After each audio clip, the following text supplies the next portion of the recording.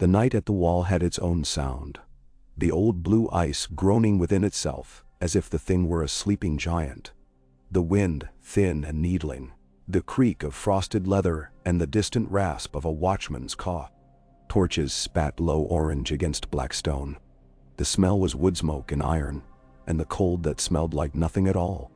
Jon stood in the godswood where Castle Black kept its 9 pale sentinels. Blood-red leaves shivering around him in the hard air. Ghost moved like silence through the white trunks, the brush of his fur whispering against the frozen ferns. The weirwood's faces were worn by centuries into something beyond human sorrow. In their red mouths and tear-streaked grooves, Jon thought he felt a listening, the way a father's attention gathered without words, present and steady. He remembered the godswood in Winterfell by habit, as he always did when the wind came from the south with the vaguest hint of damp earth. It came to him now like a door he had once walked through every day, only to find it vanished. He pictured the steaming pools, the way the mist curled around the heart tree's red leaves, and the sound of steel when his father drove a blade softly into a wooden post. A lesson that spoke more in the way Ned Stark stood than in any words. "I swore," Jon said to the trees, not sure if he said it aloud. "For life, I swore." The leaves stirred, and that was answer enough. He closed his eyes. He could feel the words in his chest still, the oaths shaped by breath in the cold. "Night gathers, and now my watch begins." He had said them once as a boy who chose duty, because duty was a relief from wanting.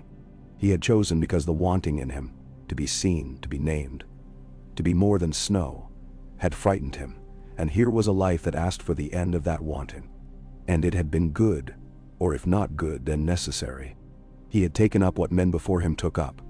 The wall itself, by which men were pinned to purpose, like parchment under a blade.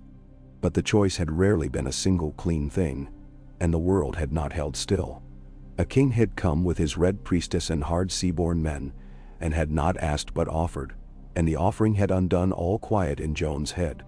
He could still see Stannis Baratheon's face the way it was in torchlight in the king's tower. Angles and severity. A man made of iron filings held together by the lodestone of his will. The king had not fidgeted or paced. He stood with the solidity of a seasoned keel in storm water, with that slight quiver in the jaw that meant anger was a constant and steady heat under his skin. "Take Winterfell," he had said. "Take your name. Give me the north." "Then?" Jon had felt the words like an arrow loosed from the world straight into his body. He'd listened, quiet, while Davos Seaworth spoke in his honest, roughened voice. The words plain as bread. "His Grace can name you true-born, lad. He has that right. The North will need a Stark for what is coming. The wolves know their house. Winterfell is not mine," he had answered to both of them, though in his chest the memory of halls and courtyards would not be stilled. He had learned long ago to say the harder thing aloud, because if said, it stood outside him where he could grapple with it. "I am my father's bastard. My watch is for life." "Your father's name was Stark," Stannis had said, and Jon had felt at once the comfort and the trap of that. "The watch is owed men. True. But I am owed the realm. You are a tool that fits this lock. The North will not bend to a Baratheon banner. It will to a Stark." Ghost had raised his head and the red eyes glowed. Jon had felt something in that look like the weight of snowfall. All wolves remembered the den even when winter had scoured the scent away. Now in the weirwood grove the frost was fine as sugar on the edges of leaves, and in the distant yard an iron door groaned on its hinges. There were men awake always, the wall being what it was, and yet the godswood lay apart from the ceaseless small labor of survival. The scraping and stamping and smoke, the sound of wood splitting under axes. Here, the cold held the air still. He touched the roughness of the nearest tree with his gloves, then pulled the glove away and set his bare palm to the bark. It burned, then settled into a deep steady cold that seemed to pull the heat of his hand into the tree. He breathed until breath and cold matched in him.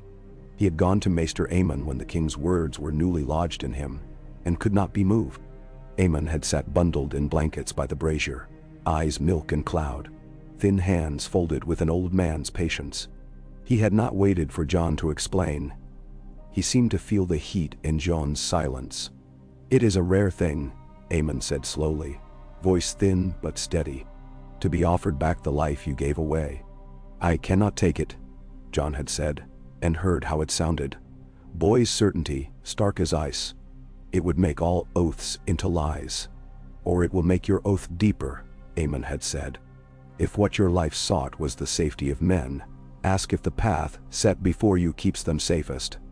Hard truths are not less true for the blood they cost. Sometimes, a man must choose the oaths he keeps by choosing the men he serves." Aemon's blind eyes turned toward the brazier, as if he could see through it past the rusted rings of the grate to the fundamental coal. "When I was a boy, they brought me names, and I was asked to pick one. I chose the one that would shape me away from the throne. I have not regretted it, though every summer I hear the grass in Old Town and it's like a bell tolled just once for a house that is gone." His mouth creased a little into sadness. "You do not belong to vows if you make yourself their slave. You belong to the purpose that made you seek them." "Then I do not know," Jon said softly, and the admission was a relief and a shame both. "Good," Aemon said, and smiled with a suddenness that made him his younger self for an instant. "Good. The men who do not know and still choose are the ones who leave something decent behind them." He had thanked the old man and went away with the unhelpful blessing of wisdom, the kind that gave him no answer, only widened the room in his heart where answers might sit. Some days had passed like that, in a kind of gray half-light. The talk rose and fell. Stannis did not chase him.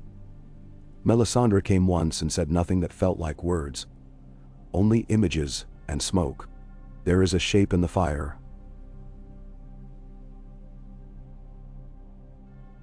She murmured.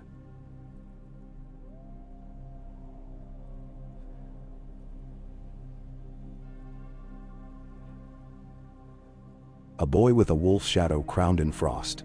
You can be ice that breaks or ice that bears weight. The breaking is easy. The bearing cuts. Fire and ice both are hungry." He had gone out from her feeling unclean and angry, as if her eyes had seen more than he wanted any eyes to see. Ed had found him more than once on the parapets with his cloak pressed hard to his throat against the wind. "Choose fast," Dolorous Ed had said, flat as ever. "A king's patience goes no further than his ears." Ed's humor was a narrow scrape in winter. "If you go, I'll tell everyone you went south to find the sun. If you stay, I'll tell them you stayed for the sausages." Jon smiled tightly. "You'd make a poor steward." "I'd make an excellent steward," Ed said. "I'd steward the stories and put them in the wrong mouths for my own amusement." He had not spoken to Bowen Marsh. He knew without words what Marsh would say. Marsh had a face that seemed always to be attending a sacrifice with a ledger in hand. He would tell Jon the numbers, the losses made literal, the gaps in the watch like broken teeth. He would add this new lack to the column that must be balanced, and tell him that it could not be balanced. Jon would not answer that column with a story about a boy seeing a father he could never claim. Bowen would not understand, and Jon would not be able to explain. He had gone instead to the yard where the nightmen oiled mail, the links dark as whetstones. He took Longclaw down from its peg and checked the grip and balance, and thought of Jor Mormont's hand heavy on his shoulder in a time before crows and kings had come to weigh him down. My Lord Father's men had cleaned their blades the same way under the same kind of sky, and Winterfell's yard had heard that same iron ring. He breathed, and found that his breath tasted of hemp and iron, and the old leather of scabbards. In his mind he walked from the yard through the covered way to the kitchens, where the smell of onions and drippings and thick stews had filled the air. He heard Arya's feet slap the flagstones as she fled from a septa. Ned's low laugh like a thing he had been allowed to hear by accident. He found himself holding Longclaw too tightly, and forced his fingers to ease. He did not sleep for 2 nights.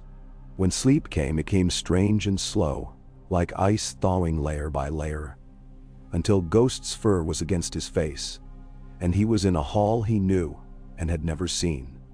Winterfell changed by silence, with doors shut and fires out, and the faces in the crypts watching. He walked down stone steps that had been worn by 1,000 heels, and at the bottom he found his father's eyes. Stone eyes, but his father's all the same. He set his palm to the lid of the coffin and felt nothing, and then everything. He woke with the taste of cold iron in his throat and made his choice. Stannis received him with no apparent pleasure, which Jon understood was the king's way of keeping his victories from softening into indulgence. The chamber was spare, warmed only by a brazier that smelled of animal tallow. Davos stood near the shutter with his hands behind his back. The queen's red woman was a shadow with rubies. "I will take Winterfell," Jon said. He had practiced other phrasings. In the end, he chose the one that contained the most truth and the least adornment. "If I am to be named trueborn of Eddard Stark by your hand and made Lord of Winterfell, I will bring the North to your cause if I can. I will not burn their gods or drown them in another's. I will serve the realm and the people under my protection. I will keep faith with the Watch as far as I may. I will not deliver wildlings to pyres." Stannis' mouth hardly moved, but the impression was of a man tasting a fruit he expected to be sour and finding it tolerable. "You will bend your knee," he said. "You will name me your king. You will not play at old kings in the snow." "So declared, and not otherwise." Jon nodded. "So declared." Melisandre's eyes shone like wine held over a candle. "Fire has its needs," she murmured. "But so do kings." "The boy said he will not burn trees," Davos put in. Voice calm. "We have no need to pick fights with gods in their own homes, your grace. Not while the men in those homes still need convincing." Stannis cut him a short look that accepted the truth behind the insolence. "You will take the name," he told Jon. "You will take it before all, and you will stand in this yard, and be what you are asked to be." "I will stand," Jon said, and felt in that simple future tense the weight of everything it meant. The decree was already written. Stannis brought it out like a blade. The parchment was thick and gritty, the seal heavy, stag rampant impressed in red that had bled a little into the fibrous paper. Stannis' hand held the quill with the awkwardness of a man who prefers swords and sails to ink. The words were short and declarative, naming Jon as lawful son of Eddard Stark, begotten of lawful bed by royal consent, heir to Winterfell and its lands. Jon stood while the king signed, and when Stannis passed the page to Davos to witness, Jon thought the world made a subtle sound. Not quite a crack, not quite a sigh. He felt as if some inner weather had shifted. Not a storm breaking, but a wind swinging east. They made a ceremony of it in the yard because the men needed a thing to look at and to say later that they had seen. The gathered garrisons of the Night's Watch ringed the hard ground in black. The king's banners cracked like freezing cloth. The crownless stag, and beside it, the red woman's trick of cloth that showed a heart aflame. A few of the northern clansmen who had attached themselves to Stannis, rue men with faces like axe heads, watched with a kind of stony appraisal. The queen's men stood in the front in their plain, precise rows, as if they wished to make an order of this stubborn, cold place by the mere insistence of posture. Jon wore black, the color that had named him. He had no other to wear. He buckled Longclaw with his own hands. Ghost paced the perimeter of the men, and then came to stand at his left as if he had always been meant to keep sentry there. Stannis spoke few words. That was a mercy. He read the lines that mattered in a voice that carried, a hard light reflecting off iron, and then he called Jon forward. A man from the queen's men held a small square of oaken wood, and on it lay a circlet, simple cold steel without gem or flourish. Winterfell's lords had not worn crowns, and Jon would not now. He bent his head, and Stannis set the steel on his black hair, and it fit, because it was only a symbol, and symbols can fit where real things do not. Jon knelt then, and put one knee into the packed snow, and bent his head. The cold bit through the wool at once, and he thought that was right. "Your Grace," he said, "I, Jon of House Stark, named so by your hand and by the old gods and the new, do swear you my fealty as lawful lord of Winterfell. And for my lands and men, I will answer to your summons when you have need." A murmur ran through the gathered crowd like wind through dry grass. He knew without needing to look that some faces were blank, and some were sour, and some were lit. He felt Dolorous Ed standing in the back, arms folded, scowling because scowling fit him better than tears. He felt Bowen Marsh. He could feel the man's disapproval like a cold draft. He glimpsed young men with open mouths, boys who had joined the watch to find a story, and now had one to tell you over ale for the price of a bowl. He saw a beardless man with the look of a Southron scribe wiping his eyes furtively. He saw Melisandre smiling as if the fire had warmed her. The words were done. Stannis' hand landed briefly on Jon's crown like a blow that named him. Jon stood then and looked up at the wall that had owned him, and would always in some way own him still. For a moment he felt a fear like vertigo, as if he had stepped from one cliff to another, with a chasm cut between and only the memory of a bridge to hold him up. He went first not to the king's feast where meat would steam and wine burn and men would speak too loudly for their own good, but back to the weirwoods. He took no torch. The sky was full of a cold clarity that set the stars like nails. Ghost went with him, and the snow squeaked under their boots and paws. He knelt in the leaves and set the steel circlet on the ground. The tears cut into the face nearest him seemed to deepen. "I mean to keep you," Jon said under his breath to the trees.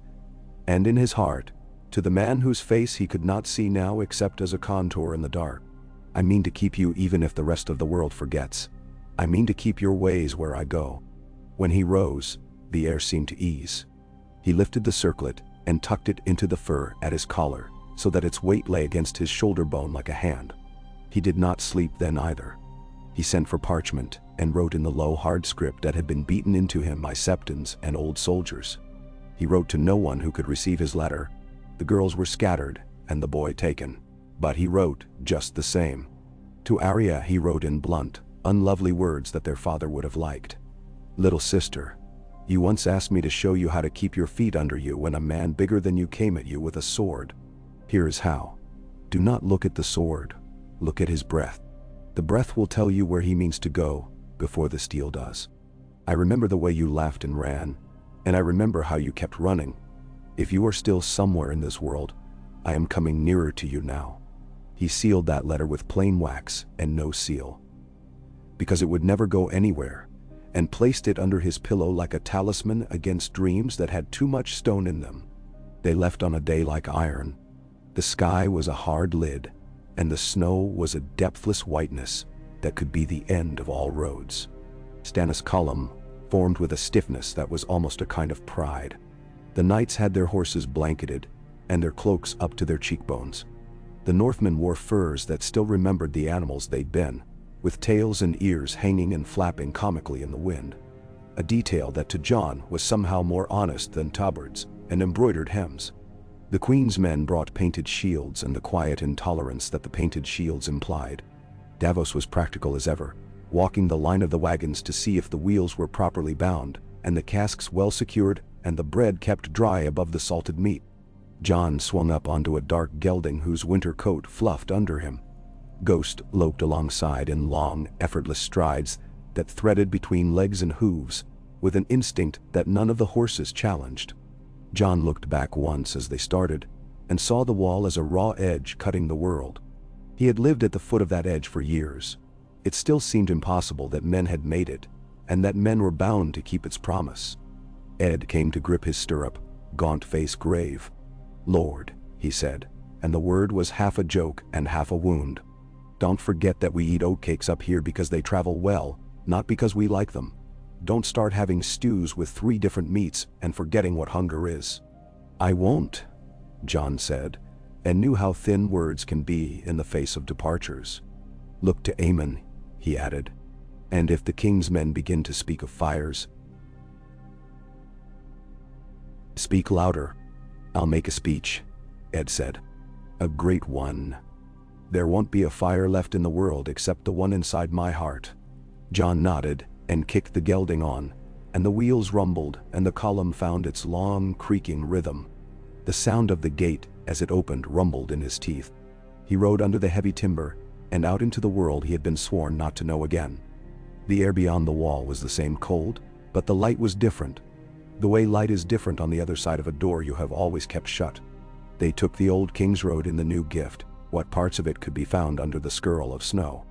The stones lifted like the bones of a great creature that had died and been buried too near the surface, and the wind made the kind of lament that can't decide if it's grief or a warning.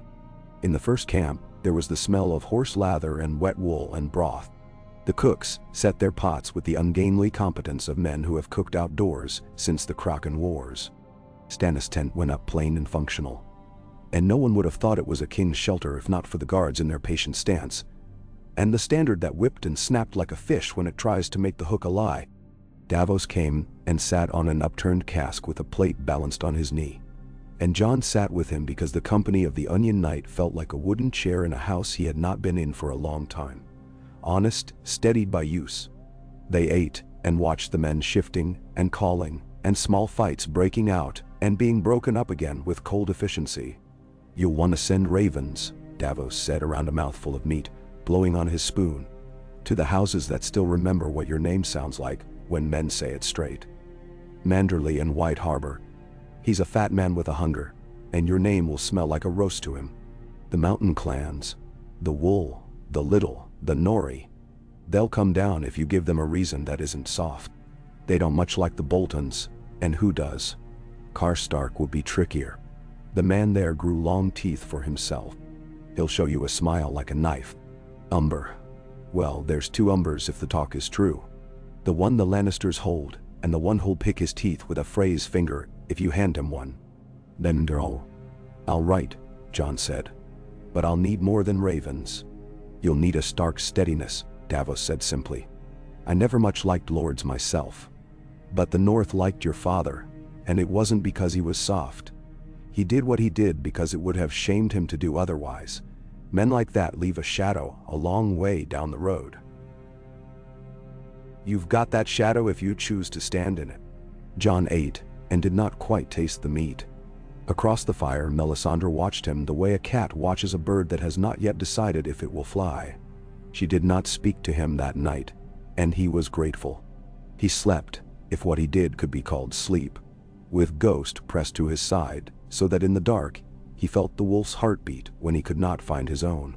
He dreamed of snow that fell inside a hall, and of men whose faces he could not see raising their cups.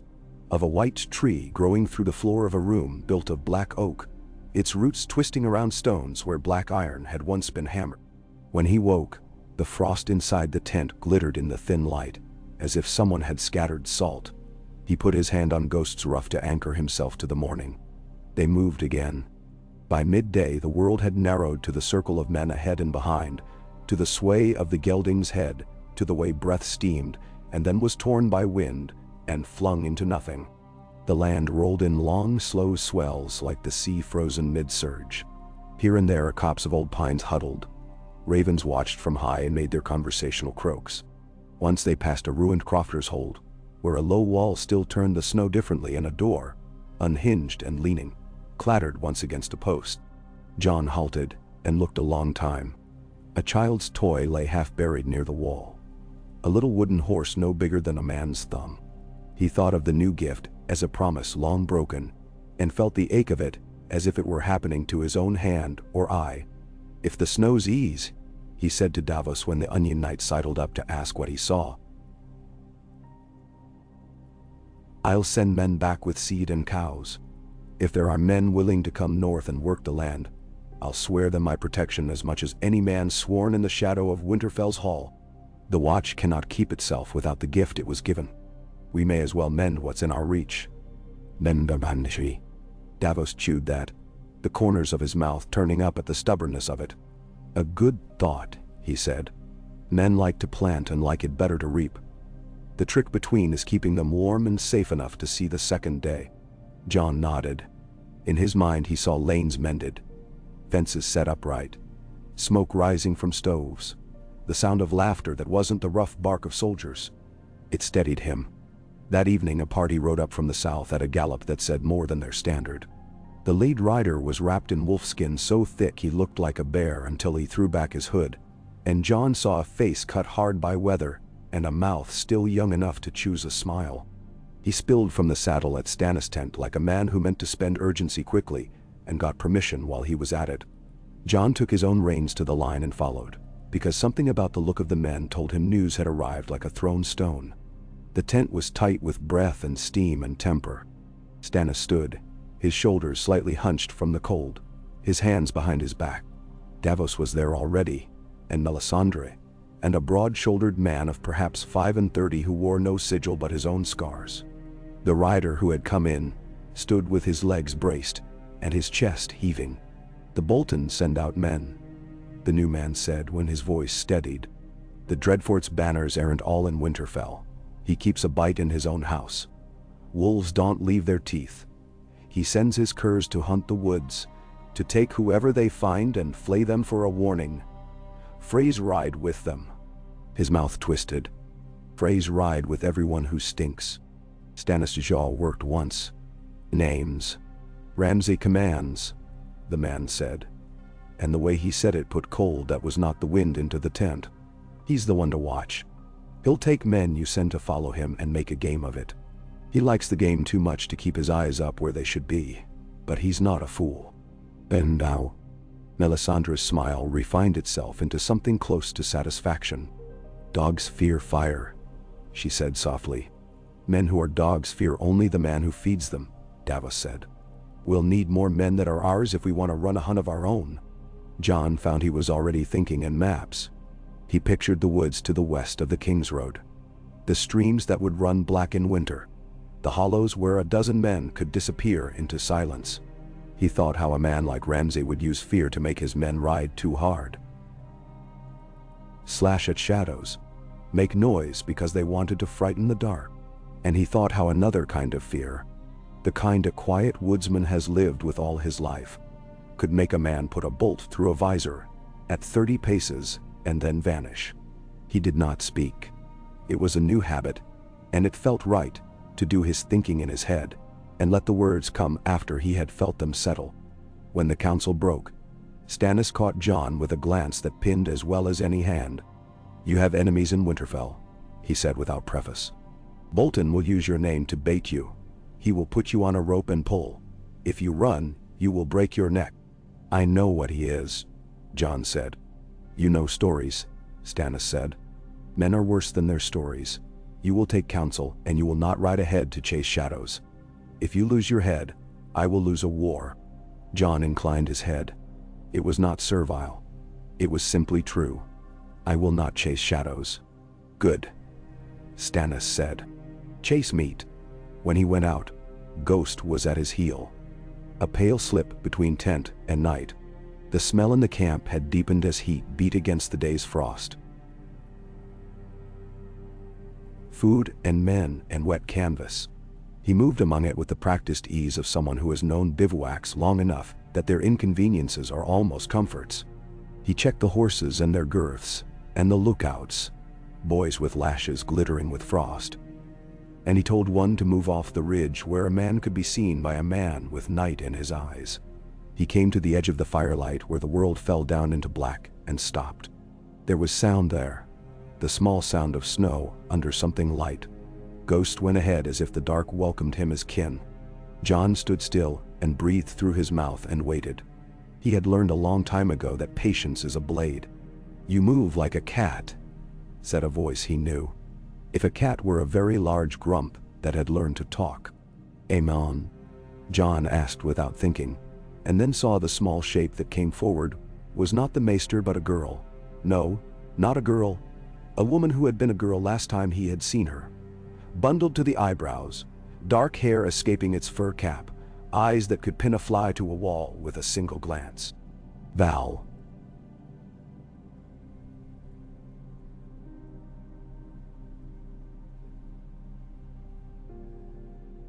She said shortly, tipping her chin as if to catch a better look at his face. She had the calm of someone who had watched men with swords and decided they were no more frightening than men with axes. "The Red Woman said you'd leave," she added, as if that were an accusation made to the night itself. "She likes to be right. It gives her a strange happiness. I came to see if it were true." "It is," Jon said. "I am to be Jon Stark, Lord of Winterfell." She looked him up and down as if the title should have changed his height. "You are the same height," she said, satisfied. "Titles don't feed a man or make him warmer. Will you use your new name to bring south my people, or will you let them rot north of your ice?" "I mean to open the gate," Jon said, "if I can do it without setting the north on fire." Val's mouth curved in a way that argued she had a private language for laughter that the rest of the world couldn't learn. "The north is wet wood," she said. "It does not burn well. But I'll leave you to your oaths and your kings." She turned, then paused. "Keep the wolf close. There are men in your camp who love your king's god more than they love anything that breathes." "Nambi Shao." "I know," Jon said, and he did. "Keep the night close," he added to her, retreating back. She vanished into it like a thing returning home. Jon stood there a while longer, the cold pressing on his cheeks, feeling in himself the strange equilibrium of danger and purpose that he had felt sometimes on the wall just before a climb. The moment in which everything is possible, but only one thing keeps you alive. The ravens went the next day from a cleft of rock, where Stannis had strung a crude rookery. Jon wrote until his fingers cramped, the words plain as he could make them. To Lord Wyman Manderly he wrote with all the weight he could borrow from his father's voice. "Lord of White Harbor, the North has been broken by oaths made under threat, and broken again by those who swore falsely. Winterfell stands empty of its name. I am Eddard Stark's son, made lawful by his grace Stannis Baratheon. I am no king. I end no oaths but my own. I ask you to lend me your banners for the sake of the North we both hold dear. Your kitchens fed many of us in other winters. I will not forget a kindness and will return it. I aim to give the North back to the men who keep it." And he added, in a line he thought Manderly might feel in his belly as much as in his pride, "The phrase come to feast only because they are allowed to sit at your table." To the mountain clans he wrote in short lines, more poetry than letter. "I am the Stark you asked for when your sons left to fight for a king who could not keep you. Come down. Bring your dogs and your boys who can loose an arrow in a blizzard. We will put meat on spits that were made for men, not for skins." He sent a raven even to Carhold, though he scaled his words there as a man scales his steps on ice. "Lord Karstark, I do not ask you to forgive what happened when your lord father judged too quickly and paid the price his honor demanded. I ask you to consider that the men now in Winterfell wear faces that smile at such deaths. The North should be ours, not theirs." He knew letters were only the beginning. Men needed to see a man's walk to know if they wished to walk beside him. He rode the line each day, speaking little, listening much. He learned names because they were what tied men to himself. Olivar with the missing front tooth, who had seen 3 winters longer than men said he would. Heth, who could fix a broken wheel with a willow switch. Murray, who sharpened blades so well that men found their swords whispered to the meat. He made a place at his own fire for 2 boys from Bear Island, who spoke more to each other than to anybody else, and yet watched everything with frank, unapologetic curiosity. When they finally spoke, it was to ask, as if discussing the weather, if he meant to let the Red Woman's men burn more than oak. "No," Jon said, and the boys' shoulders sank as if they had been unconsciously braced to run. On the 3rd day, a band of mountain men arrived, wool by the look of their fur and their contempt for other men's saddles. The man who led them had a beard that could have caught and kept a snowdrift, and arms like the roots of a tree. He looked at Stannis the way a bear looks at a stream, disinterested until it offers fish, and then turned his whole face to Jon and showed strong teeth. "You smell like the halls we remember," he said. "That's worth more than a paper with some Southron squiggles on it. You come?" He jerked his head to the west. "We have a deer that needs salting, and a woman who can make broth fit to marry." "I'll come," Jon said, "because the surest way to make men yours is to take what they offer and be made theirs in return." They rode west with the wool into woods that took the wind and made it a high murmuring and gave back the smells that the open road stripped away. Sap, old leaves, the dark clean smell of water.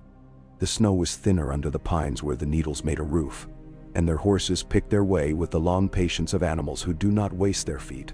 The wool had made their camp in a fold of land, where an old stone ring marked where other men had cooked and slept for 300 winters. There was indeed a deer hung up and ready, and a woman with a scar like lightning down her cheek and a steady hand at the pot. Jon ate until his tongue remembered tastes that weren't soldiers, and let himself be told 3 different ways how to climb a slope fast without showing it on the skyline.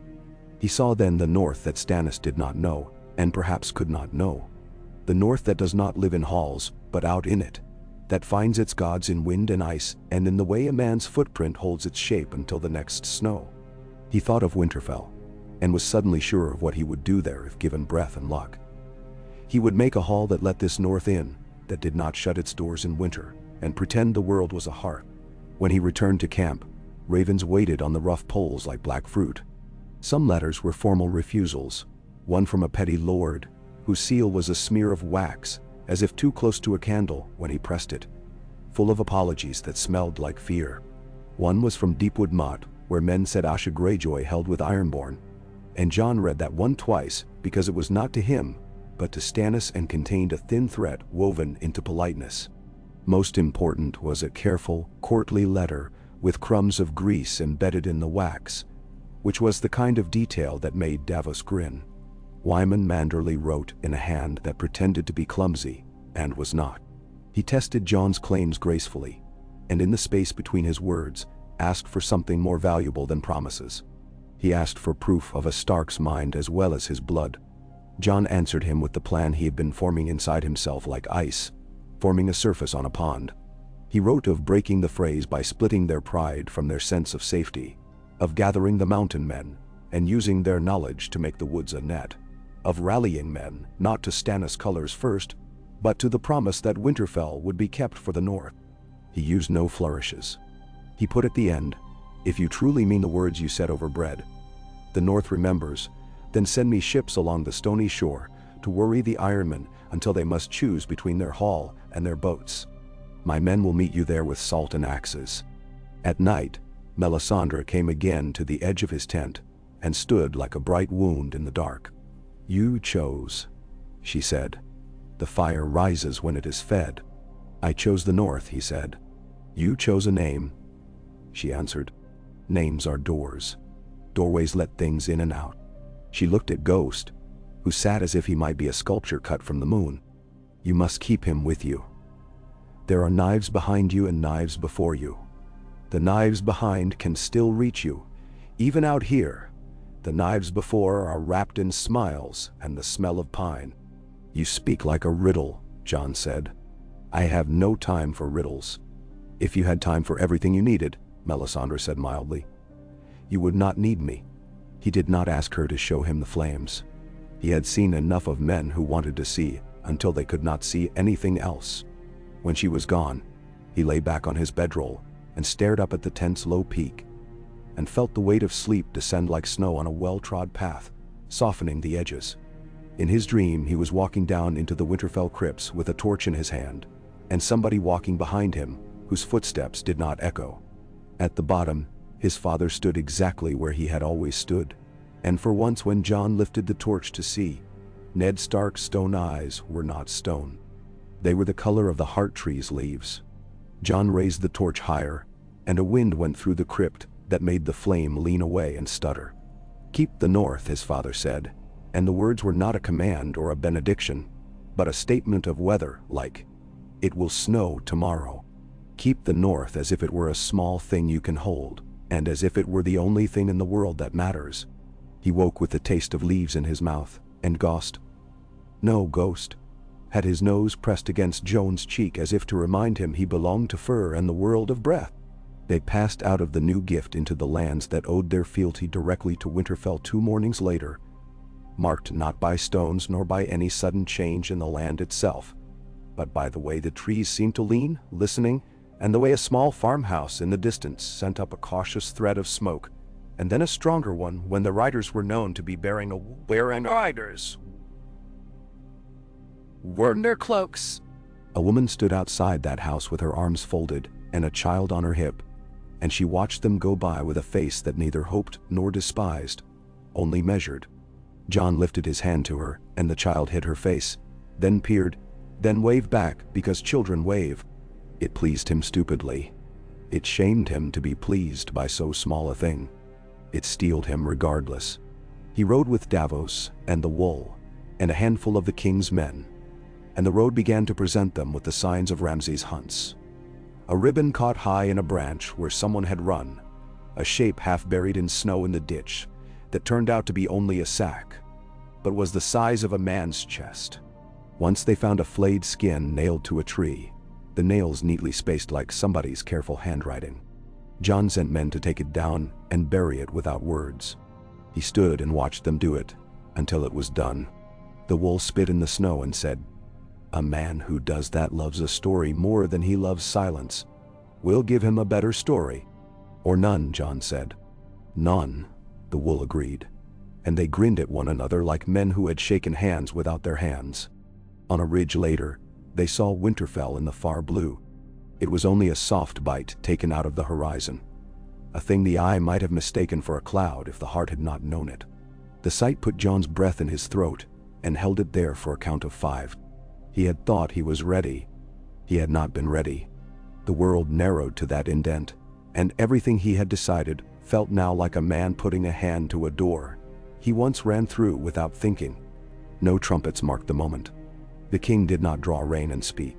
They simply continued on, and Winterfell's shape grew until it layered itself into reality. Walls and towers and the suggestion of rooftops. He imagined his steps through the yard to the godswood there, to the hot pools that steamed even in winter, to the branches of the heart tree that had always been red. He could almost smell the water. He could almost hear the sound of a hammer on iron, patient, unhurried, making a hinge. "Do you mean to go inside and tell the men there they are living in your house?" Davos asked, and the dryness of it kept Jon from the kind of answer that breaks you. "I mean to go inside one day and be a better host than the men who have been holding my table," Jon said.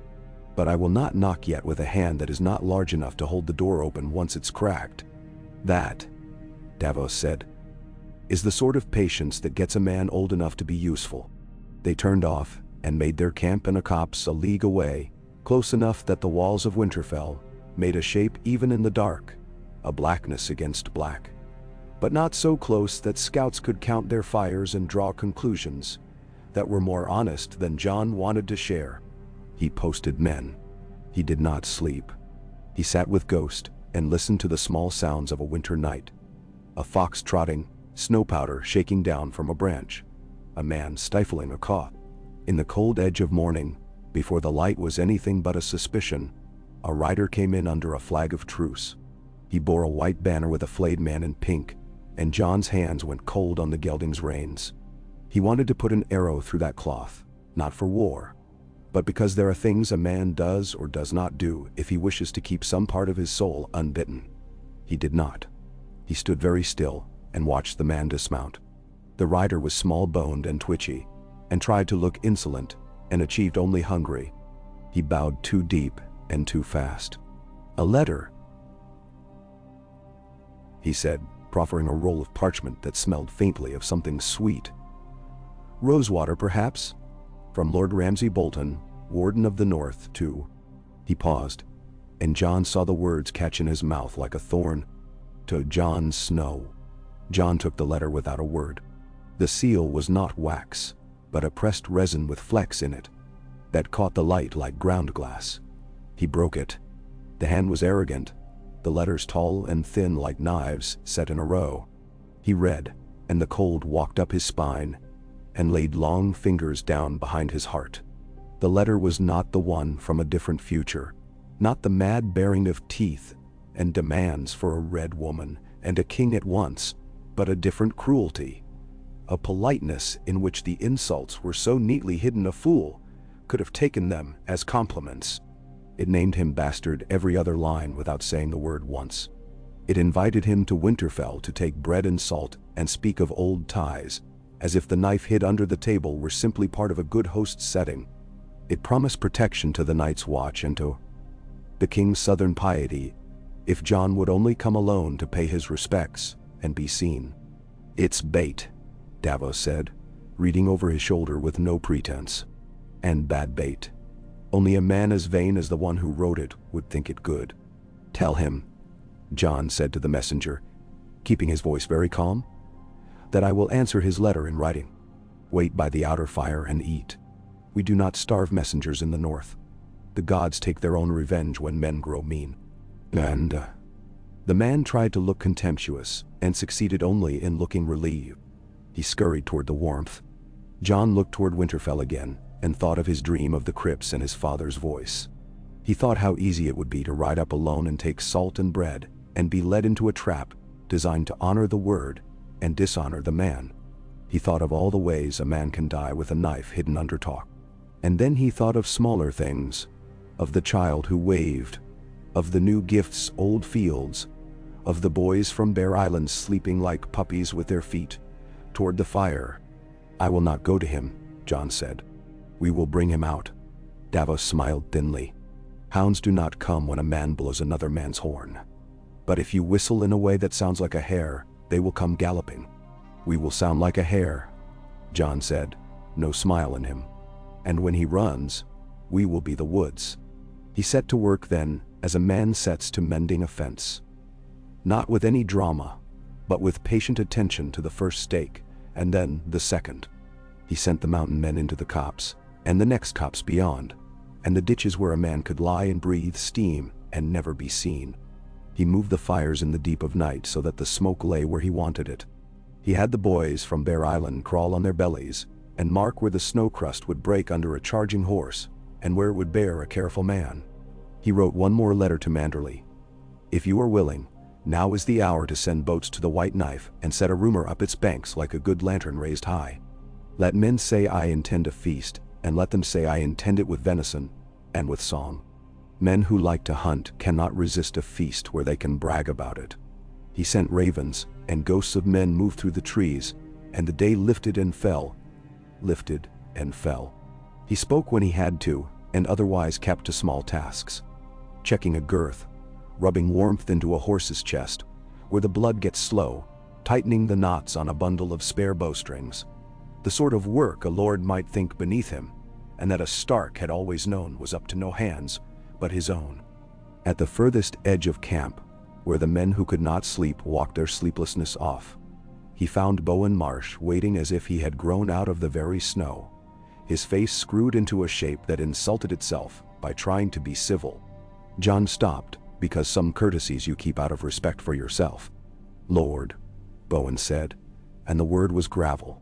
"How is the watch to look when men see its officers, its brothers, take off their blacks like so many worn-out shirts and put on lordlings' furs?"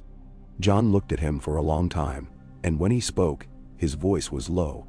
"The watch will look like what it is when men who give it their lives are allowed to keep the life in their vows.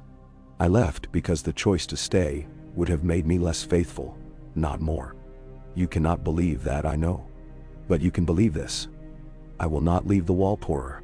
I will find ways to feed it. Judge me on that ledger if you like." "And now, you talk of ledgers as if the gods keep them," Bowen said bitterly. "They do not.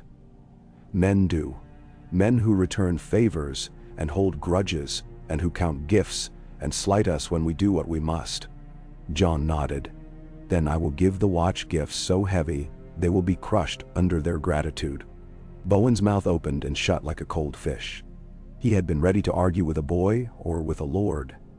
He did not know what to do with a man who answered him like a steward and looked at him like a brother still. He turned away without a bow, and walked as if he had been carrying weight that he could not decide to put down.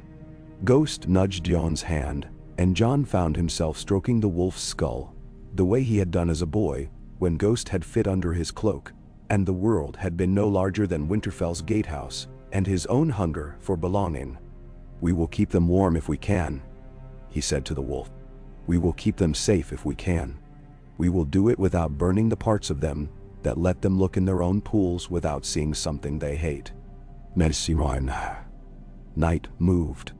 A thin moon rose like a shard of old ice. The fires blinked like eyes.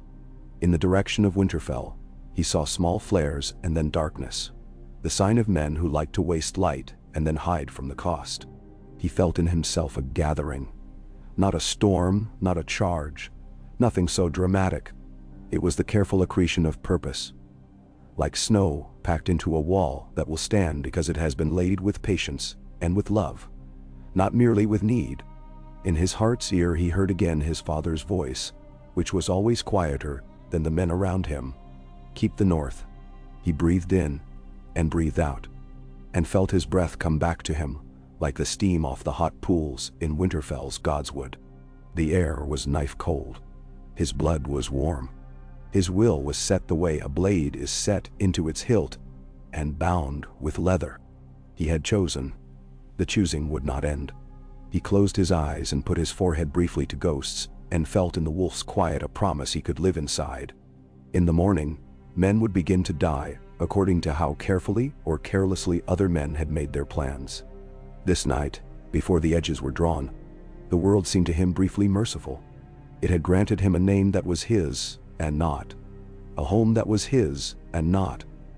A duty that was as large and as small as the hand he set now to his own breastbone, and the breath he drew in and gave back to the cold.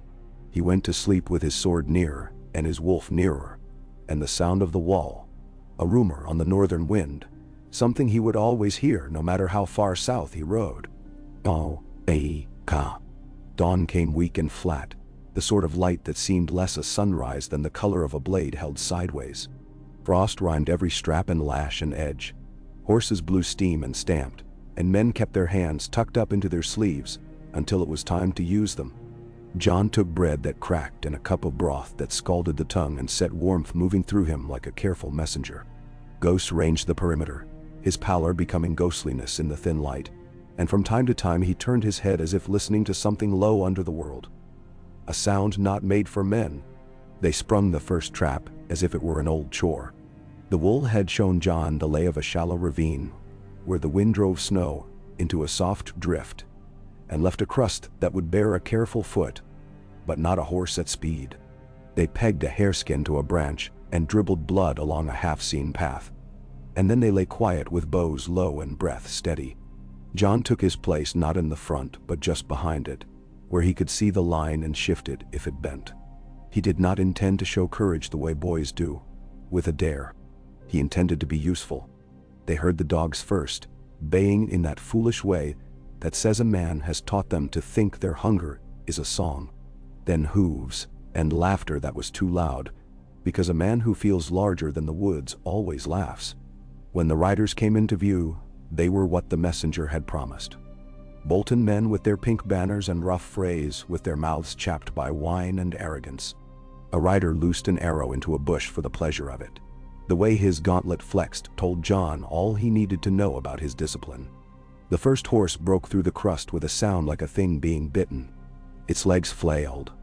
The rider went with a curse that was half surprise and half rage. The dogs leapt and yelped and went under. In that instant, the wolves' men stood into their shots. The flight sounded like a single exhalation, then a second. Men pitched, then others twisted in their saddles trying to keep seat and find a target both, and in so doing made themselves targets again. A fray in a cap with a stupid feather wheeled hard for the hill, and found it was not a hill at all, but the back of the ravine, and he went headlong down, and the horse went down on him, and for a moment the world was nothing but snow thrown up in a violent gray plume. "Now," said Jon, and the line shifted as he had intended, not forward but out and around to make a mouth of the woods that closed and held. He rode into that mouth with the careful seat his father's master-at-arms had beaten into him, and into every boy who stood in the yard with a wooden sword. Longclaw rode easy in his hand, the ripples in the steel catching what little light there was. A man came at him with a mace that was more iron than skill, and Jon let the blow slide, let his horse's shoulder do the work of turning the man's target, then struck once. The sound was small compared to the shouting, but the man's shout stopped, as if he had stepped into a room where he did not belong. Ghost was there and not there. A white blur at the edge of panic. A dog yelped, then two, and men began to curse the way men curse when something they count on turns on them. It lasted minutes only. The woods decided the matter the way the land often decides, without caring about men's banners. When it was done, 5 Bolton men and 2 Freys lay gasping or quiet, and one of the Freys crawled toward a tree with a motion as deliberate and pitiable as a child's. Jon dismounted and walked to him, because if you set yourself at the center of a thing you must see its edges too. The Frey looked up, and his face was boy-soft under the stubble, his eyes wide with a kind of confusion that was more terrifying than fear. He put his hands up because hands are what men put between themselves and the truth. "You'll not be flayed," Jon said, to be sure that the wolves' men heard it as much as the boy did. "You'll be warmed and wrapped, and you'll walk south." You'll tell the man who sent you that the woods have turned their faces from him." The boy sobbed once, then gulped air as if it were a draught of soup. The wolf spit and shook his head. "You're soft where a man can be soft and still keep his bones," he said to Jon, grudging admiration in it. "Good. Dogs go mad when you feed them their own meat." They buried the dead of theirs, one man with a wool tattoo on his arm, an arrow too deep in him to pull. Jon stood until they had scooped the snow over him, and he set a branch where the mound lay because some gestures are for the living. He told the living man who had been the dead man's mate to sit with his grief and eat when he could. He told him without embarrassment that he was sorry. He made sure he could say the name the next day, and the next. Torrhen, son of Harl. Names were a sort of burial that let a man go on walking. By noon, ravens were out again with 2 messages. One was for White Harbor, a plain recounting that men who hunted men could be made to run. The other was for the farms nearer Winterfell, a simple instruction in the sort of hand even a nervous farmer would not take for a threat. Keep your doors barred at night. Keep your fires banked. If a man comes in pink and asks for water, give him snow instead. There will be meat within a week if I live. If I do not live, tell your children we tried." Stannis received the report with a nod that was as close to praise as the man came. "You will not win a war by cutting at dogs," he said, not unkindly, as if reminding someone of a basic household truth. "You will win it by taking the man who feeds them." "I know," Jon said, "but you must thin the pack if you mean to get near the man with the meat." Melisandre listened with her head tilted in that way of hers that made him think of birds. "In the flames," she said, "snow and ash, and a white wolf outlined in red. A child with a wolf's eyes in a place of bones. The sea that eats itself. A fat man licking pie from his thumb." She liked to drop words like stones into a pool. She liked to watch the ripples and decide they were hers. Davos looked sideways at Jon, a near smile at the corner of his mouth, like a man who has decided to enjoy the absurdity of being alive. "If there's pie," he said sotto voce, "I'll have a slice for all the boys who can't. But I'll not ask what meat." That evening, a rider from the east came in under a poor flag with a better smile. He wore no sigil, but had the careful grooming of a man who knows his lord disapproves of slovenly habits. "From Lord Wyman Manderly," he said, and handed Jon a folded thing that smelled of wax and buttery crumbs. Davos' eyebrows climbed. The letter was full of courtesies that were not as heavy as they looked, and a wit round as a belly. Wyman asked after the health of the men and the quality of the fires, and whether the king's broth cook had yet managed to boil water without making it taste like rope. Under that velvet lay iron. He offered grain and salted fish and men who knew the white knife like a mother knows her youngest's habits. He asked for news that could be used at tables. He asked, without asking. If Jon had in him what Ned Stark had had, the clean line of decision that does not tremble when the hand is called to do as it had promised. At the end, in an idle flourish that an uncharitable reader might have taken for gluttony, the Lord of White Harbor had written a single line that made Davos' mouth harden and Jon's breath stop for a beat. "How fondly a man recalls the fare of good guests," he had written. "There are debts that can be paid in crust and gravy when coin falls short." The words were innocent to anyone who did not know the man. To those who did, they were a horn blown low. The Merman Lord was sharpening knives not only for meat. Jon summoned Davos that night by a different fire, away from King and Queen's men and the red woman who burned when she smiled. He told the Onion Knight bluntly of his thought, which had been a shadow in him since boyhood, and a shape since he could first bind words to it. "If there is breath in my little brother," he said, "and he can be brought to a hall with a fire in it, I will lay this title down when it is right. A paper can make a name and undo a name. Blood makes a lord. I was made by a man's honor. He was made by a woman's body. If he lives, if he can be brought back to us, I will stand beside him." Davos regarded him as a man looks at the sea when the wind changes, assessing. Respectful. "That's a hard promise and the only kind worth a man's spit," he said. "There is talk in White Harbor of a boy wolf, seen on an isle that men don't like to name because it bites the tongue when you say it. Skagos. Men there eat strangers when there's no sheep, and sometimes when there's sheep. I mean to go there if I draw breath past White Harbor, And I'll go with more stubbornness than sense if that's what's needed. If he's there, I'll take him by the hand if I must bite the hand of the man, if I must bite the hand of the man who's holding. You are Stannis, man, Jon said. He will use you. He will, Davos agreed. He uses things until they shine from being handled too hard. He may send me to White Harbor to test the Merman Lord's belly. If he does, I'll carry your words without making them a flag to wave. And I'll bring back what I can, be it boy or news. The sending came sooner than the conversation had cooled. Stannis called Davos in and gave him White Harbor as a task set squarely on a table. Go and make that fat man honest. He left the manor to Davos' own craft. Davos packed his pouch with papers and his waist with a knife he had no romance about. Before he left, Jon pressed into his hand a plain strip of cloth he had carried in his belt since he was a boy. It had once been tied around the hilt of a practice sword by a girl laughing in the yard. For a wolf to scent, Jon said, his voice finding a place where it did not tremble, or for a man to remember the smell of a hall with clean rushes. Davos tucked it away as if it were nothing, which is how you treat things that are everything. I'll bring what there is to bring, he said. Tell the wool not to waste his arrows on men who can't be made useful later. The night Davos left was clear and cruel. Jon stood with Ghost and watched the small party slip into the dark along the frozen ribbon of the road. Their cloaks soon white with rime as if the night itself had put hands on them to keep them. He felt a pull in his chest he had felt only twice before.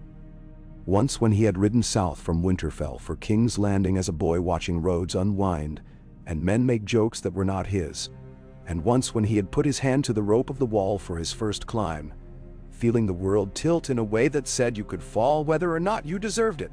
He went to the trees. The copse held a single old beech among the pines, its smooth gray bark carved long ago by men who had sat there eating and waiting. He pressed his palm flat against it and closed his eyes and found, not the image of the Winterfell heart tree, but the memory of mist rising from hot water and a boy's face doubled in it. He worked his breath until it matched the slow regularity of the woods. Ghost breathed with him. When he opened his eyes, the cold had become a fact he could carry. More mountain men came in over the next days, Little with his low humor and deep patience and the odd economy of speech that makes words like coins. Norrie with his hawks and his habit of looking at a man's hands before his face. Big Bucket Wool himself, laughing a laugh that could be heard clear across a yard, declaring loudly that he would die under a weirwood if the gods wanted him to, but that the gods would have to argue with him first. Jon took them into his hall that was not a hall, a circle of men under trees. He offered meat and did not exhort. He talked of the woods and of Winterfell as if the two were cousins. They warmed to him as men warm their hands over a brazier, gradually, and with the sort of surprise men feel when a thing they did not mean to like becomes the thing they choose, weather pressed down as it will. Snow came in a sudden seriousness that made all plans foolish for a span. Stannis swore with that narrow intensity of his, and set men to keeping paths open between fires. Queen's men muttered about sacrifices, because men who worship a fierce god are always ready to give away what is not theirs. When they tried to strip a small copse of its saplings near an old god stump, Jon walked into their circle with his hood down, and his face set. "No," he said, in the tone he had learned from Ned Stark. Not loud, not soft, but so even that it gave a man nowhere to grip to argue. "You will take deadfall. You will take pine where pine is thick. You will not strip a godswood for kindling." Noun. A Queen's man with a nose that bent like an old bow squared his shoulders and said, "Your Gracie's god will be honored. He will be honored with order," Stannis said behind Jon in a voice that could bend iron when it needed to. "We will not burn a man's house to warm our hands for an hour. We will not make enemies to amuse ourselves. Take your men and cut proper wood. Then bow." The man bowed with that angry precision that is so close to insolence, and Jon felt the shift in the watching northern men like a dog laying its head back down after lifting it once in warning. Melisandre stood with her arms folded, rubies trembling a little as if with pulse. She watched Jon not as a rival, but as a piece on a board that might yet move as she had foretold, and her private satisfaction at his restraint made him glad in a small, mean way that he did not examine. They struck again when the snow eased. This time they gave the hounds meat, dragged a boar's carcass, let the dogs taste it, then sent a lean man in a patched cloak, trotting just erratic enough to be real. The riders who followed were more cautious, their laughter tight now, their eyes trying to be everywhere at once. That kind of looking tires a man.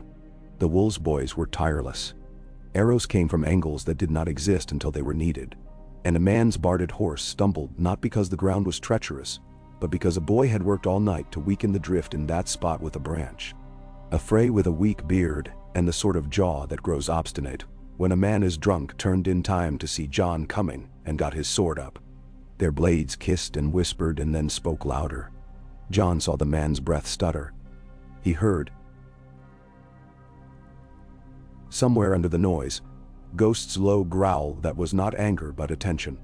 The Frey feinted left and brought his blade up to rake Jon's arm, and Jon let it scrape armor. The Frey grinned, a boy's grin, and lunged. Jon let his weight drop through his hips, the way the old master-at-arms had forced into him, took the blow on his guard, and slid long claw along the Frey's blade until the ripples in the Valyrian steel caught the light and the Frey's eyes, and then he turned his wrist that small, essential inch. The man's sword spun from his hand and stuck in a drift like a flag. Ghost hit him low. He went down and cried out, and the cry was more shock than pain. Jon held Ghost with a word because he would not have a throat open when a ransom might be had. He put his boot on the man's chest and asked for his name and his house, and who he loved best. The boy said his mother's name as if it would keep his heart beating. Jon hauled him up and told him to put his love where his loyalty should have been placed in the first instance, with houses that did not use men as meat. By the time the sun found an hour to be the sun, they had taken 2 men whole and sent 6 out headlong into the woods on foot, men whose horses had gone lame in the wrong places. Jon watched them go, their shoulders heaving, their pride cut down to the size that fits under a man's scarf. He did not enjoy it. He did not hate it. He counted it, the way a steward counts a store, and turned to the next task. That night, the air was clean and the stars close. Stannis called a council where there was more breath mist than talk. The king laid out a march not on Winterfell but around it, as a trap around a spring snare, a way to cut off the curls of men Bolton sent without putting their own throats under the castle's arrows. He will not come out to meet a man who will not give him a reason to crow, Stannis said. He will come out to punish scorn. And, said the wool with relish, he will come out if he hears a feast being set where he was not asked to sit. White Harbor, Davos had said before he left, and now here White Harbor answered with a rumble from the east, a line of sledges coming up the White Knife with men who knew how to keep them from going under. Barrels of saltfish and sacks of grain, casks of ale with the merman's face burned into their heads. With them came a half-dozen knights whose bellies suggested they were no strangers to a table, but whose seats said they were better on ice than they looked. Jon went to meet them with his hood down and his hair stiff with rime. The foremost of them, a man with a beard that looked as if 2 cats had had a fight and made peace there, bowed low. His lordship bids the Lord of Winterfell eat, he said, and then added with a grin wrinkling every part of his face, and to leave enough for the rest. He brought a note small as a prayer in a sept. We bake what needs baking. We salt what needs salting. We keep what needs keeping. Come eat when you have done cutting. The bottom of the note had a smear of brown. Jon did not look at it too long. They set the feast at a crofter's hollow, a long stone's throw from the King's Road. Not a true feast, but smoke and meat, and a sound like laughter to men who rode out to silence. Word ran as it runs. A sledge broken, a barrel fallen off, a lord grown careless with his cooks. Jon intended exactly that story. Ramsay liked to punish carelessness. It stank to him like a bitch in heat. They posted boys in the newest snow, because new snow shows a body's heat in air. They set men inside the brush, not behind it, because a horse's eye catches what moves behind more surely than a man's. They had the wolves' strongest cut steps up a ravine wall where no animal would think to look. Jon himself walked every path a man might choose, once in daylight and once in the dark, feeling with his feet what the day had promised and the night might betray. It worked, because cruelty is impatient. They saw the dogs first again, muzzles down, confused because the meat was everywhere. Then cavaliers with their thick gloves and their readiness to sneer.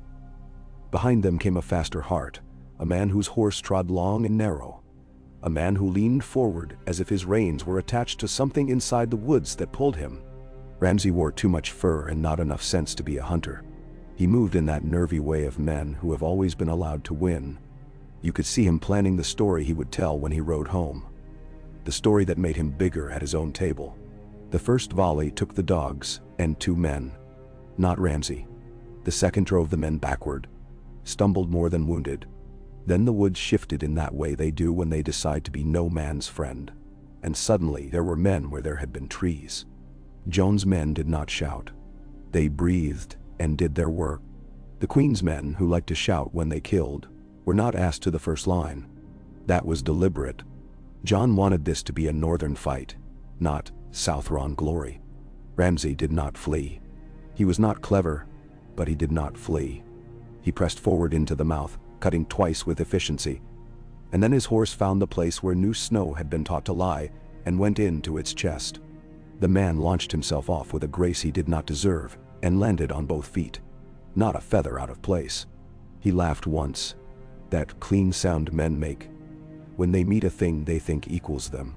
Jon felt something in him ice over with a deliberation that surprised him. The man wore a smile that had been sharpened on skin. "Come," Jon said, low enough that only Ghost and the nearest of his own heard him. "Let him come." Ramsay did, because who was he to deny a man's invitation? He came with a speed that would have undone a lesser patience. Jon let him spend it against nothing, gave him the shoulder and the step back, the guard that's more a mirror than a wall, the slip that takes a blow and sends it into ground. Long Claw weighed nothing. There is a point in the fight where a blade ceases to be a tool and becomes the intention in your body given shape. Jon felt himself there and did not let the feeling make him proud. Ramsay's third cut bit leather and found skin beneath. A warm line opened along Jon's ribs. The pain was bright as a struck edge. Jon turned with it, felt the stance of the man opposite him, the way his weight came down on the front foot more than it should have, the way he favored the wrist he had broken sometime when he had thought himself invincible. Jon counted 1 breath, 2, and then he put Long Claw up through the space where pride had made a hole and turned the blade so the flat took the force of Ramsay's reply and made it slide. He cut once, not deep, but at a place where a man's sense of his own skin lives in his arm. Ramsay hissed. The noise was fox-like and offended. He came again, harder, and the weight of him made the ground betray him. His back foot went. He steadied without thinking, and that thoughtlessness was his first honest motion since he had come into the woods. "Now," Jon said. But it was Ghost who moved first, white form streaking low into the space behind Ramsay's knees. The hounds had all gone into silence by then. Ramsay stumbled a second time, and for a heartbeat his blade went wide. It was enough. The wool's boy behind and to the left put an arrow into the meat of Ramsay's thigh. It sang there, wobbling with the man's heartbeat, and the blood came bright and arterial. Ramsay made a sound like a laugh laced with fury and swung blindly. The blow would have taken the boy's face had not Jon turned it with a downward smack of Long Claw that sent a numbness into his own arm. "Take him," Jon said, because as satisfying as it would have been to end the man in that hollow death is a story that can be used, and the North needed a better one than a white wood strewn with meat. They were closing when the horns came from the right, faint, then louder. "Reserve riders." Jon whistled, and the line bent away from its prey toward its life. Ramsay did what a viper does when its body is hurt, turned small and fast, and ran not backward but sideways. He was through a gap that had been a gap only because the world refuses to be perfect when you need it. The reserve swung down with the efficiency of men who have practiced being late and saving the day.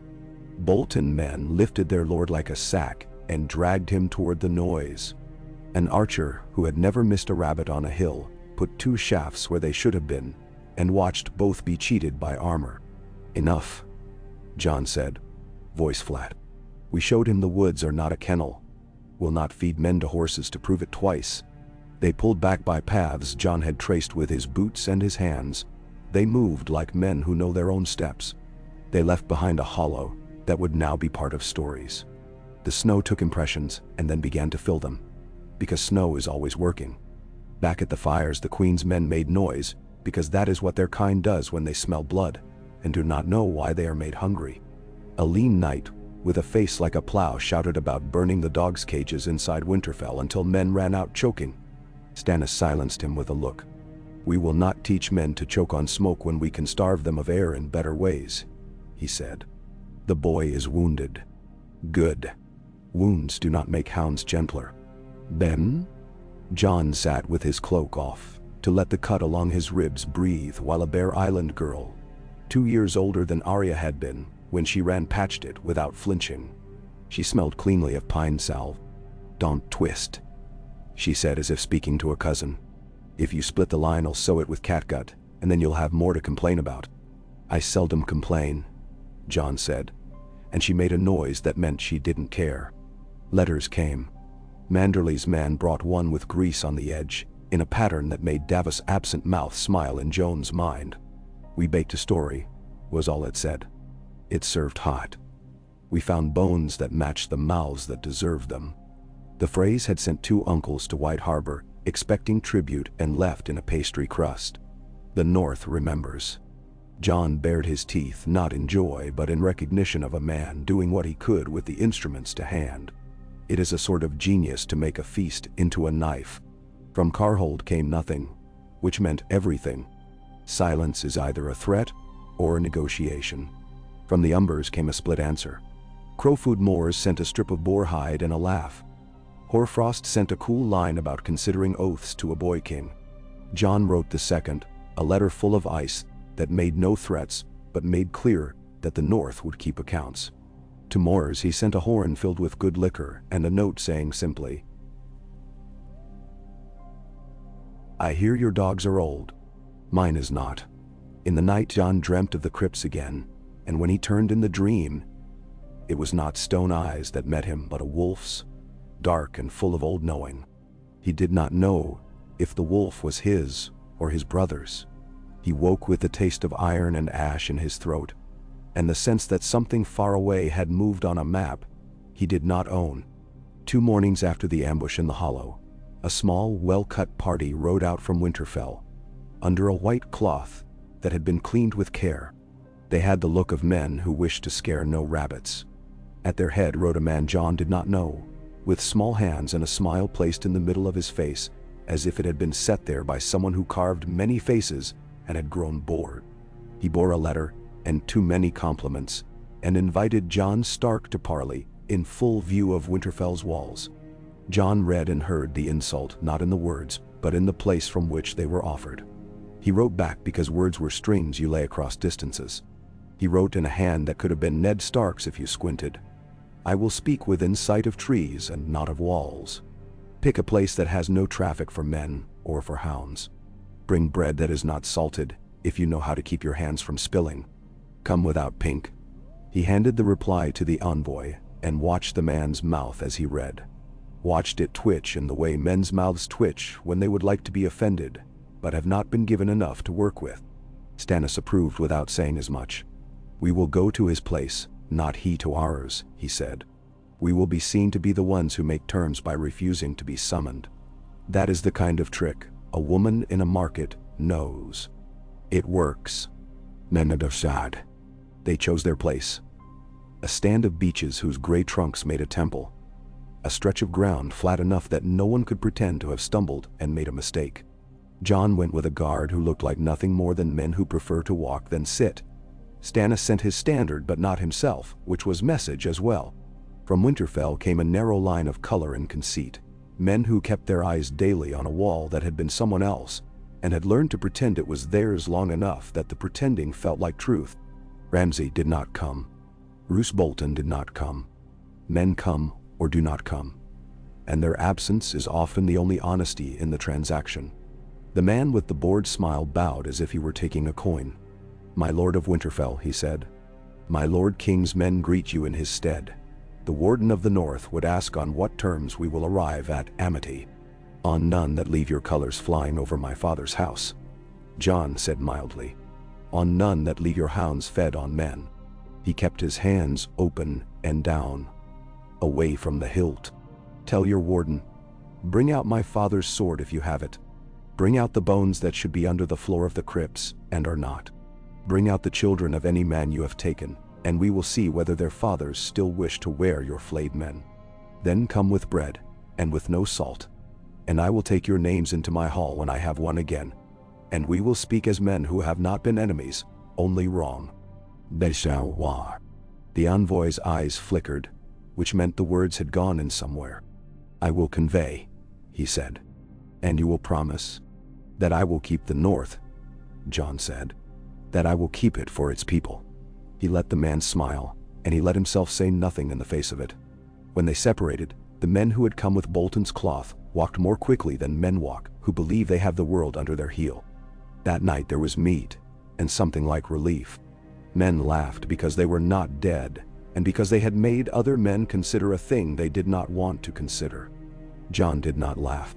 He ate, and then went to the place at the edge of the firelight, where he could just see Winterfell's bulk, as a darker thing against dark. He thought of the halls within, of a kitchen with copper pots, and a smell of onions that always meant safety, of the room where Arya would hide under a table when she had stolen a tart, of the way Sansa's song might have sounded if it had had a chance to grow a few more years. He did not let himself think of cat-footed men moving through those same rooms now with cruelty in their pockets, where other men kept a handkerchief. Ghost pressed his head against Jon's hand. The wolf's coat held the day's cold, clean and uncompromised. Jon scratched the soft place behind one ear and felt something ease in himself that had been braced. When sleep came, it came all at once, as it does when a man has spent everything he has and left nothing for the bank. He slid into it, and into a dream that was not from the red woman's fire but from the cold. The Winterfell godswood, its pools steaming, the heart tree's leaves redder in dream than in memory. He stood with his hands at his sides and waited to be judged. The tree did not judge. It breathed wetly in the steam, and the steam wrote and rewrote the air around its face. A boy ran past barefoot, dark hair up and down, laughing, and then angry when a septry hand snatched at his collar. A wolf put his paws on the edge of the pool and drank, eyes never leaving Jon's face. "Keep the north," said the wind, and the words were old and the words were newly made. He woke to shouts. Not the panic of surprise, but the hard tread of men who have found something they knew they would find. A rider had come in from the west so fast his horse had foam on it like the sea. A line of Karstark men had moved south in the night, wearing the wrong colors on the wrong sides of their cloaks, meaning to slip into a place where a parley had been. They had found a bear instead of a man. Mormont girls who did not care who a man's father had been. 3 Karstarks lay quiet now under snow that would take them. One had coughed his life out over 6 heartbeats and said a woman's name. "Hoarfrost has picked his side," Stannis said, and there was no anger in it, only a notch cut on a piece of wood. "We will answer him by making the choice cost him more than he can bear." He looked at Jon. "Your plan with the farms, keep at it. Keep men warm, keep them fed, keep them from being afraid. A warm man is a stubborn man." Jon nodded. He had expected nothing else of Karhold, which did not prevent the cold that slotted itself under his breastbone, and lived there the rest of the day. The Manderly sledges kept coming like pulse. With them came news that White Harbor had laughed too hard at some frayed japes, so hard that a man might think they were choking, that a certain 3 had been last seen with a crust flaking on their fine sleeves, that the wolf's den had opened and shut again as if for air, and let out a story that ran along the docks quicker than rats. Jon read between the lines and kept his face when he spoke to men who might carry the lines elsewhere. He did not condone. He did not deny. He let the North be the North. In quieter hours that were not quiet, he sent men back into the New Gift to find crofters who could be convinced to come down and take seed and salt beef, and a promise of protection that would hold as long as a man could keep his family under his door's beam. He wrote to the watch with a ledger. Grain in, timber delivered, men to mend the steps at Eastwatch, a dozen boys with backs like willow to learn to set stone. He wrote to Edaid, "Tell me who freezes, and I will send coats. Tell me who is sick, and I will send a maester if I must steal one. Tell me if the red woman smiles at fires." He told Bowen Marsh nothing, which was a sort of kindness. And always there was Winterfell.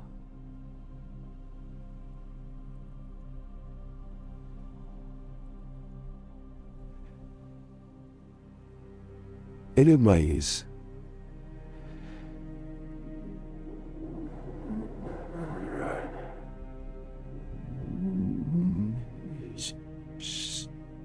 he approached it by inches in his mind, the way a man approaches an animal he means to put a rope around.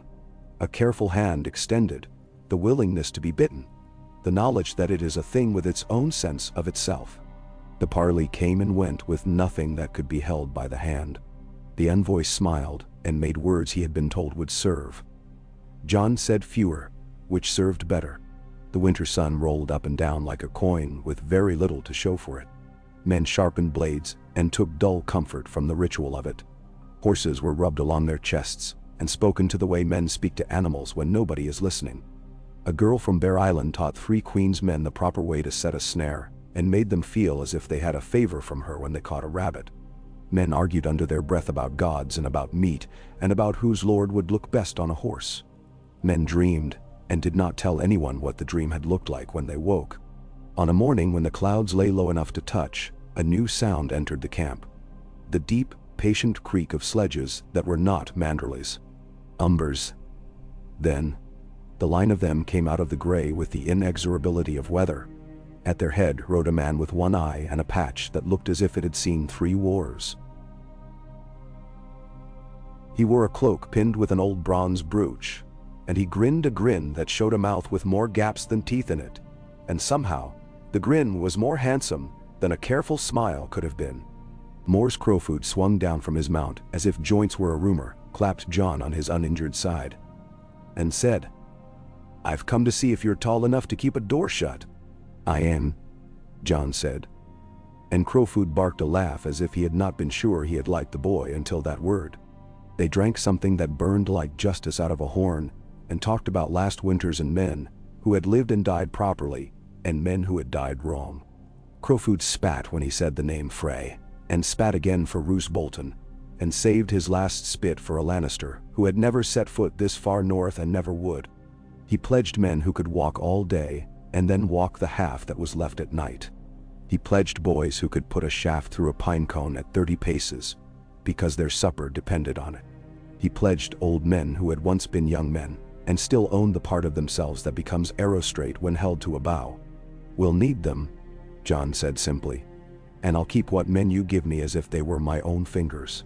Crowfoot nodded. Satisfied. He said. "Do that. Fingers work better than banners." In the night that followed, Jon dreamt not of crypts but of a shoreline with black cliffs and a sea that gnawed itself. He saw a boy with hair like his and a wolf that was not ghost, and he woke with his heart going too fast and the name of a place in his mouth that he had never spoken. Skagos. He lay still and let the fear run off him as water does off a seal. It left a residue of salt. He swallowed. He did not tell anyone what he had seen. He did not need the red woman's eyes on that dream, as if it were something she had summoned. The storm that had been working at the edges finally shouldered its way fully into the day. Snow came not in flakes, but in a fine horizontal scour that got under hoods and into seams and set men to swearing with surprising creativity. The world narrowed to white and the suggestion of motion within it. That kind of weather negates rank. Jon walked the lines as one more figure under it. He found a boy from White Harbor blue-lipped and set him between 2 men from the Little who pretended not to care, but very obviously did. He took a shovel to a drift because sometimes the only way to remain what you say you are is to take up the same tools as the men who follow you. Through it, news that had nothing to do with snow. Roose Bolton had sent out a small thing. Small enough to look like nothing. A cart with a woman in it and a babe that cried. Watched by 3 men with the look of men who are more afraid of their lord than of the world. Asha Greyjoy had made mischief at the far edges, nipping at lines with the slyness of a woman who knew boats better than charts. Smaljam was dead and would not laugh again. Great John still gnawed his chain somewhere like a dog whose master had forgotten him. It was a string of facts that meant very little and very much. Men began to say a thing, and John let the saying happen. They said he wore his father's face not in the bones, but in the way he stood, and in the way he heard a poor man and a rich man with the same attention. They said Ghost looked at him the way a man's hound looks, when it will take only one man's voice. They said he had bled and not made a song about it. They said he did not ask a man to do a thing he would not do. They said, in the wolves' camp, that the gods had taken a bite out of his shoulder and left him because he tasted like snow, clean and without a lot of seasoning. But it sticks to you. He took no comfort from tales. He took only resolve. Resolve is less warming than ale, and more useful. When the weather lifted in a single breath, as winter weather sometimes does, the world revealed itself changed. Drift lines lay where there had been only footprints. The sky showed a thin, brittle blue. Smoke from Winterfell's chimneys rose steady. John looked and felt that slow, sure tightening in him that meant he had waited as long as he could without wasting what he had got. "Tomorrow we move," he said to Stannis in the king's plain tent. "Not into the walls' mouths. Around them. We will pull the tongue out of this place a league at a time. We will let hunger do what it does when men have miscounted their barrels." Stannis' eye had a pinch at the corner that might have been fatigue and might have been approval. "We will do what we can with the men we have," he said, which was his version of yes. Melisandre's jewels pulsed slowly at her throat like the beat in a lark's neck. "I saw snow, and I saw ash," she said. "I saw a wolf in a hall, and a child in a place where men have no names. I saw a king without a crown standing in a door, and being the door." John listened. He did not ask her to make anything from it. He had learned which parts of a woman's speech were bones, and which parts were dots of fat that make the broth go down. That night beech leaves rattled as if they were tongues. John went to the edge of camp and looked toward Winterfell, until his eyes watered from the cold and the refusing to blink. He thought of stepping over that threshold. He thought of the people inside. He thought of the boy he had almost been if another set of choices had been made for him. He thought of the promise he had given Davos without making a show of making it. He did not kneel. He did not speak aloud. He simply set his hand over his heart, as he had when he had knelt in the snow before Stannis, and let the pressure of his own hand be a vow. Dawn came again, steel-colored and sure. They moved as a loaf when it is turned out of the pan. Slowly at first, then with the right weight. They cut the road not with swords but with intent. Posts set where men might be tempted to pass, ditches widened, stores found and moved out of easy reach. They asked farmers nothing and gave them something they could hold. Salt, a knife, a promise written with a hand that was more a man's than a lord's. They pressed and released and pressed. Winterfell did not rush out to meet them. A clever keep does not. On the third day of that steady, wearing work, a trumpet sounded not from the castle, but from behind. John turned in his saddle as a man turns when he hears his name in a room of strangers. Along the road they had come by, in a line that said discipline and not desperation, rode men in blue, green, and white, with banners like fish breaking water. At their head was a man whose body was a map of good living, and whose eye was still sharp. Wyman Manderly had come as far as he could without making the king angry at his fatness. He dismounted with care and kissed Joan's cheek like a father.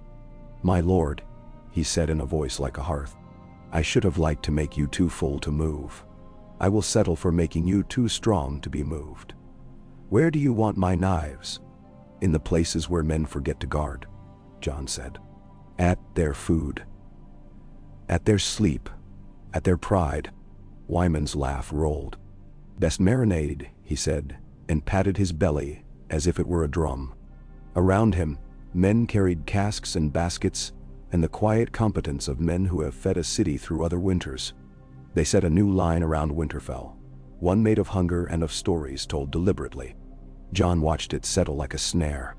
He did not crow. He did not let himself think that anything was inevitable now, because the world takes that thought and punishes it. The first men from inside came over at dusk on the 5th day. 2 grooms leading a horse with a leg like a twisted root, a scullion who had never stood this far from a fire, and did not like it. A man who would not say his name, but said, "They flayed a miller and hung his skin by the kitchen the day before yesterday." Jon put that man by a fire and gave him soup, and did not ask him anything else until he had slept once. That was the sort of order that binds people more surely than any proclamation. When the next envoy came under a white flag that had grown gray at the edges, it carried a box. Inside lay a thing that made Manderly's eyes wet and Crowfoot swear softly, and Stannis' jaw do that small hard movement that meant a man was being added to the list he kept under his tongue. It was a piece of steel wrapped in cloth. A shard of a sword men had once called ice, honed again for other hands. A message lay folded under it. The words were neat. "We found this in a storeroom. We do not wish to die for men who keep old names in boxes. If there are gods, let them take note." Jon took the shard in both hands. It sang when he lifted it from the cloth, the way good steel sings. It did not belong to him. Not like that. Nothing in the world could give it back to him in truth. But it belonged to him in a way that meant keeping, and he would keep it until there were bones under the floors that deserved it. That night, he laid it in the center of his tent and sat with it, and both hands on his knees. Ghost lay with his chin on his paws and watched it with a concentration men would have called reverence if a man had been doing it. Jon did not pray. He did the thing his father had done that had always seemed like prayer. He was silent in the presence of something that asked for it.